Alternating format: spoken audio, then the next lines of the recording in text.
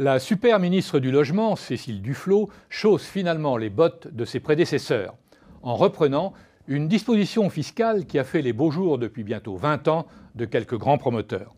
Disposition qui avait pourtant coûté fort cher aux finances publiques et n'avait en rien résolu la crise du logement dans laquelle nous sommes plongés depuis quelques années.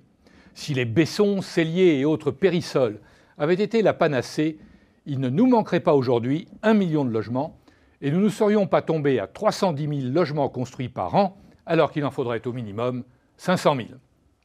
Cécile Duflot et ses services ont donc accouché d'un nouveau Cellier pour 2013, avec un peu plus d'avantages fiscaux, mais comme on est de gauche, on a mis un peu plus de contraintes sociales. Ainsi, pour bénéficier de l'avantage, il faudra louer toujours au moins 9 ans, mais à un tarif inférieur de 20% à la moyenne du marché et à des locataires dont les ressources ne devront pas dépasser un certain plafond. Enfin, l'avantage du flot entrera dans le nouveau plafond des niches fiscales fixé à 10 000 € par foyer. Alors l'objectif, nous dit-on, est à travers ce dispositif de construire 40 000 logements neufs aux nouvelles normes environnementales, dans des régions où l'on constate une pénurie de logements intermédiaires, région parisienne, quelques grandes villes et le littoral méditerranéen.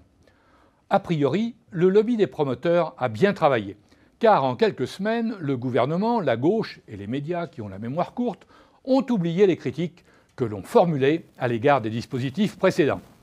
C'étaient de véritables usines à gaz qui coûtaient cher à l'État et amenaient à privilégier la construction de petites surfaces. En outre, l'avantage fiscal était en fait récupéré par les promoteurs qui vendaient ce type de logement plus cher que les autres, contribuant ainsi à l'augmentation générale des prix de l'immobilier.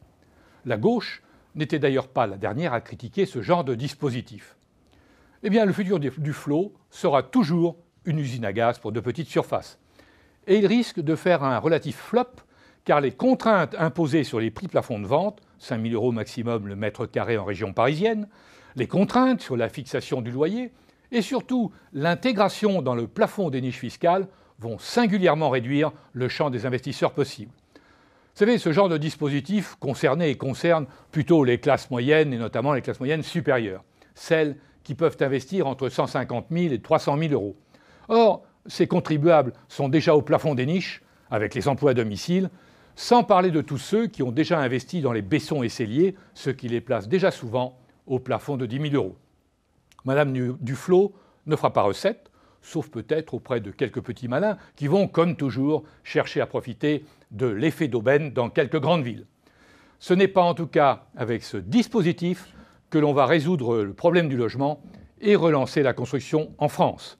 Le plan Marshall pour le logement reste toujours à écrire.